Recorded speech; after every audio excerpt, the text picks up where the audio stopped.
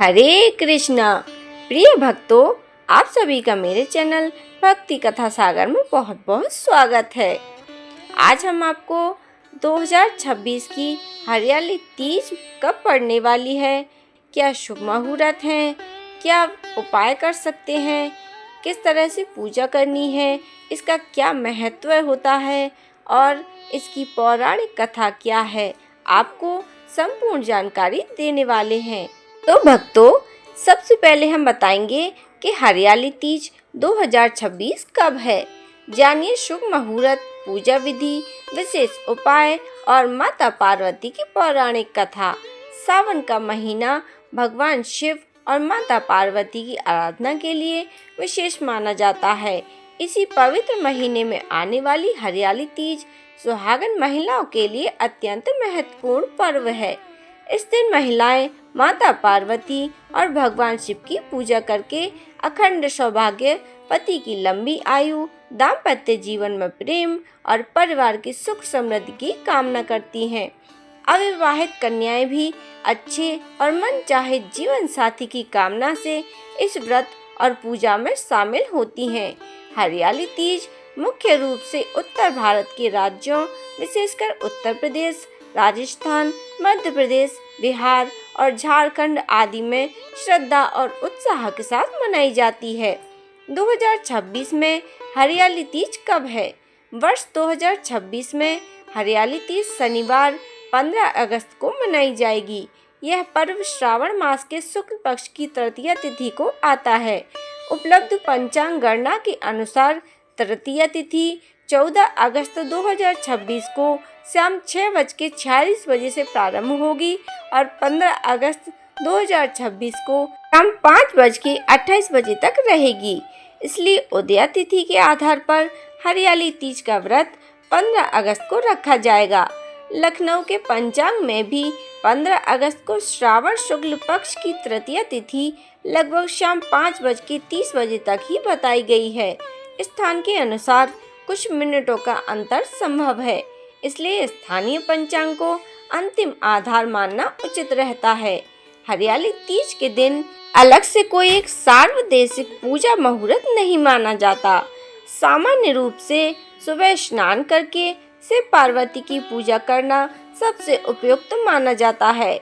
लखनऊ के 15 अगस्त के पंचांग में अभिजीत मुहूर्त 11:44 AM से लेकर 12:37 PM तक दिया गया है, लेकिन तीज की पारंपरिक पूजा सुबह करना भी पूर्णतः मान्य है। हरियाली तीज का महत्व क्या है? हरियाली तीज का नाम ही अपने भीतर प्रकृति और प्रसन्नता का संदेश समेटे हुए है। सावन में वर्षा के कारण चारों ओर हरियाली छा जाती है, पेड़ पौधों पर नई पत्तियां आती हैं, वातावरण सुहावना हो जाता है और प्रकृति मानो नए जीवन से भर जाती है। इसी कारण इसे हरियाली तीज कहा जाता है। धार्मिक दृष्टि से यह पर्व भगवान शिव और माता पार्वती के प्रेम, तपस्या और पुनर्मिलन से जुड़ा हुआ माना जाता है। माता पार्वती ने भगवान शिव को पति रूप में प्राप्त करने के लिए कठोर तपस्या की थी। इसी तपस्या और उनके अटूट संकल्प की स्मृति में तीज के व्रत की परंपरा मानी जाती है। सुहागिन महिलाएं इस दिन माता पार्वती को अपना आदर्श मानकर उनसे अखंड सौभाग्य और दाम्पत्य सुख की प्रार्थना करती हैं। परंपरागत रूप से हरे वस्त्र, हरी चूड़ियां, मेहंदी, 16 श्रृंगार और झूला इस पर्व की विशेष पहचान है। हरियाली तीज की पूजा कैसे करें? सुबह ब्रह्म मुहूर्त या सूर्योदय से पहले उठकर स्नान करें। इसके बाद स्वच्छ वस्त्र पहने और पूजा स्थल को साफ करके वहां भगवान शिव तथा माता पार्वती की तस्वीर या प्रतिमा स्थापित करें। पूजा में सबसे पहले गणेश जी का स्मरण करें। इसके बाद माता पार्वती और भगवान शिव का ध्यान करके व्रत का संकल्प लें। पूजा में जल, दूध, अक्षत, रोली, चंदन, फूल, बेलपत्र, धूप, दीप, नैवेद्य और फल अर्पित किए जा सकते हैं। माता पार्वती को सुहाग की वस्तुएं जैसे सिंदूर, चूड़ियाँ, मेहंदी, बिंदी, चुनरी और श्रृंगार सामग्री अर्पित करना शुभ माना जाता है। भगवान शिव को बेलपत्र, जल और दूध अर्पित करके ओम नमः शिवाय का जाप करें। माता पार्वती के लिए ओम पार्वती नमः या ओम उमाय नमः का जाप किया जा सकता है। इसके बाद शिव पार्वती की कथा सुनें या पढ़ें और अंत में आरती करके प्रसाद बांटें। हरियाली तीज पर किए जाने वाले विशेष उपाय। हरियाली तीज पर किए जाने वाले उपाय धार्मिक मान्यताओं और लोक परंपराओं पर आधारित हैं। इन्हें आस्था के रूप में किया जाना चाहिए। पहला उपाय, शिवलिंग पर जल और बेलपत्र चढ़ाएं। सुबह भगवान शिव के मंदिर में जाकर शिवलिंग पर जल अर्पित करें। इसके बाद स्वच्छ बेलपत्र चढ़ाते हुए अपने परिवार के सुख और शांति की प्रार्थना करें। दूसरा उपाय, माता पार्वती को हरी चूड़ियाँ अर्पित करें। हरी चूड़ियाँ हरियाली और सौभाग्य का प्रतीक मानी जाती हैं। माता पार्वती को हरी चूड़ियाँ, मेहंदी और हरी चुनरी अर्पित करना शुभ माना जाता है। इसके बाद सुहागिन महिलाएं स्वयं भी हरी चूड़ियाँ पहन सकती हैं। तीसरा उपाय, मेहंदी लगाएं। हरियाली तीज पर मेहंदी लगाने की सुंदर परंपरा है। इसे केवल श्रृंगार नहीं बल्कि उत्सव और सौभाग्य का प्रतीक माना जाता है। चौथा उपाय, पति पत्नी साथ में शिव पार्वती की पूजा करें। यदि संभव हो तो पति पत्नी दोनों मिलकर भगवान शिव और माता पार्वती की पूजा करें। इससे दाम्पत्य जीवन में प्रेम, विश्वास और आपसी सम्मान बढ़ाने का संकल्प लिया जा सकता है। पांचवा उपाय, जरूरतमंद महिलाओं को सुहाग सामग्री दें। सिंदूर, चूड़ी, बिंदी, मेहंदी, वस्त्र या अन्य उपयोगी वस्तुएं किसी जरूरतमंद महिला को श्रद्धापूर्वक दान करना शुभ माना जाता है। छठा उपाय, वृक्ष या पौधे लगाएं। हरियाली तीज प्रकृति से भी जुड़ा पर्व है। इस दिन पौधा लगाना इस पर्व की भावना के अनुरूप बहुत सुंदर कार्य है। पौधे की देखभाल करने का संकल्प भी लें। सातवां उपाय, शिव पार्वती मंत्र का जाप करें। पूजा के बाद 108 बार ओम नमः शिवाय का जाप करें। इसके साथ माता पार्वती का ध्यान करते हुए अपने परिवार के सुख शांति की प्रार्थना करें। आठवां उपाय, दान करें। अपनी सामर्थ्य के अनुसार अन्न, वस्त्र, फल या जरूरत की वस्तुएं दान करें। किसी भूखे व्यक्ति को भोजन कराना भी पुण्यकारी माना जाता है।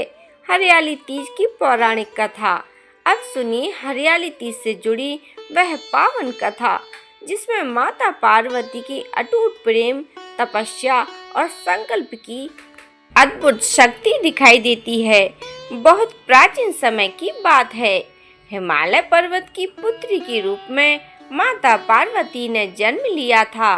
बचपन से ही उनके मन में भगवान शिव के प्रति गहरी श्रद्धा थी। माता पार्वती ने मन ही मन भगवान शिव को अपना पति मान लिया था, लेकिन भगवान शिव संसार से विरक्त होकर तपस्या में लीन रहते थे। उन्हें विवाह और सांसारिक जीवन में कोई रुचि नहीं थी। माता पार्वती ने भगवान शिव को पति रूप में प्राप्त करने के लिए कठोर तपस्या करने का संकल्प लिया। उन्होंने सुख सुविधाओं का त्याग कर और कठिन साधना करने लगी। कहा जाता है कि माता पार्वती ने अनेक वर्षों तक कठोर तप किया। कभी उन्होंने केवल फल खाए, फिर सूखे पत्तों पर जीवन बिताया और अंततः भोजन का भी त्याग कर दिया।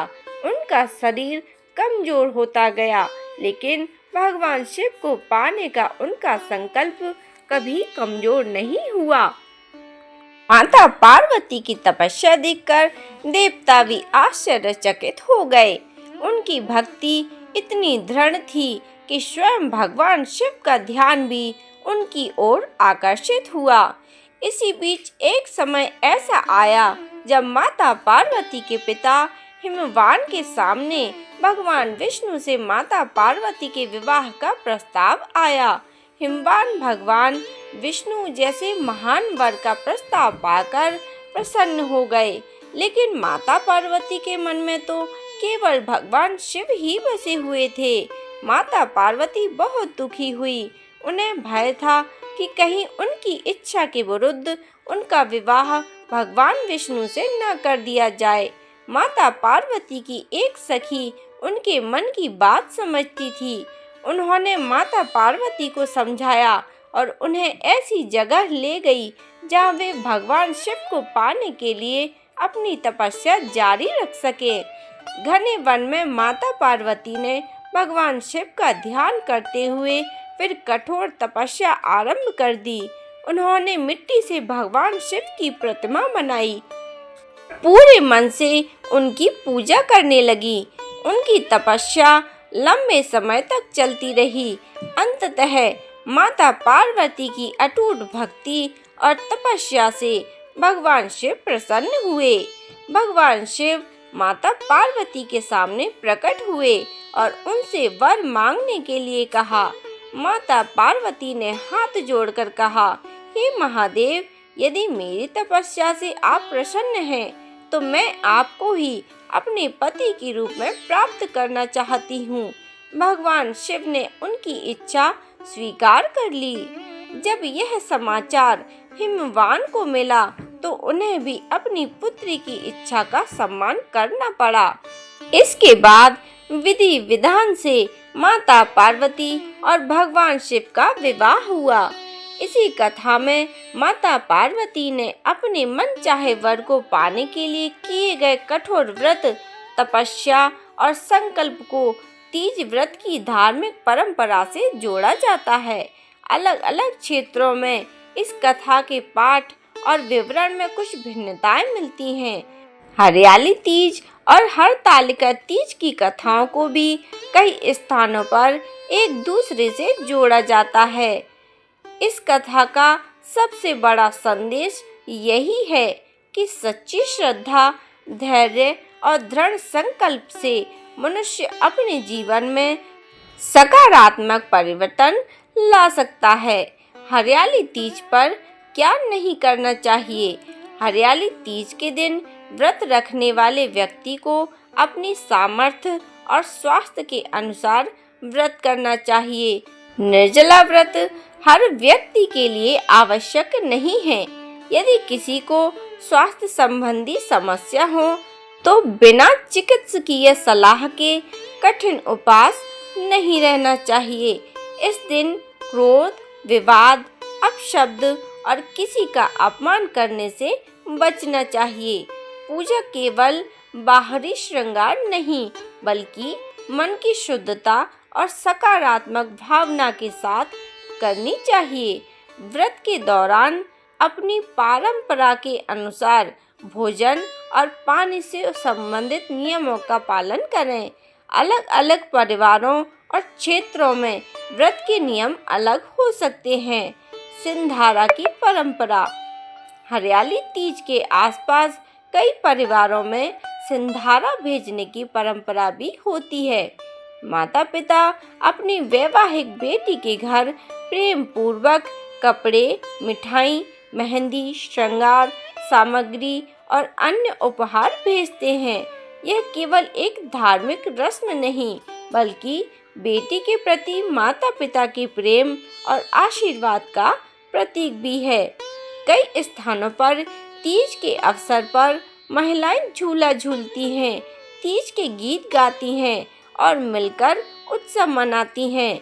सावन की हरियाली, झूले, मेहंदी, हरी चूड़ियाँ और पारंपरिक श्रृंगार इस पर्व को और भी सुंदर बना देते हैं। हरियाली तीज केवल पति की लंबी आयु या मनचाहे वर की प्राप्ति के लिए किया जाने वाला व्रत नहीं है। इसके पीछे एक गहरा आध्यात्मिक संदेश भी छुपा है। माता पार्वती की तपस्या हमें सिखाती है कि प्रेम केवल इच्छा का नाम नहीं है, बल्कि प्रेम में धैर्य, विश्वास, त्याग और समर्पण भी आवश्यक है। भगवान शिव और माता पार्वती का संबंध हमें यह संदेश देता है कि दाम्पत्य जीवन की सुंदरता केवल बाहरी सुखों में नहीं, बल्कि एक दूसरे के प्रति सम्मान, विश्वास और साथ निभाने में है। इसलिए 15 अगस्त 2026 को जब आप हरियाली तीज का व्रत और पूजन करें तो केवल अपनी मनोकामना ही न मांगें, भगवान शिव और माता पार्वती से अपने परिवार में प्रेम, शांति, सद्भाव, स्वास्थ्य और सकारात्मकता का भी प्रार्थना करें। माता पार्वती की कृपा से सभी सुहागनों को अखंड सौभाग्य, सभी दंपतियों को सुखी और प्रेम पूर्वक जीवन तथा अविवाहित कन्याओं को योग्य जीवन साथी का आशीर्वाद प्राप्त हो। हर हर महादेव। जय माता पार्वती। हरियाली तीज की आप सभी को बहुत बहुत शुभकामनाएं। तो भक्तों, अगर आपको मेरी वीडियो पसंद आई हो तो मेरी वीडियो को लाइक करें, शेयर करें और ऐसी ही पौराणिक कथाओं के लिए मेरे चैनल को सब्सक्राइब करें और बेल आइकन को प्रेस करके रखें, जिससे जब भी वीडियो अपलोड हो तो आप तक नोटिफिकेशन सबसे पहले पहुंच सके। मेरी वीडियो देखने के लिए आप सभी भक्त प्रेमियों का बहुत बहुत धन्यवाद।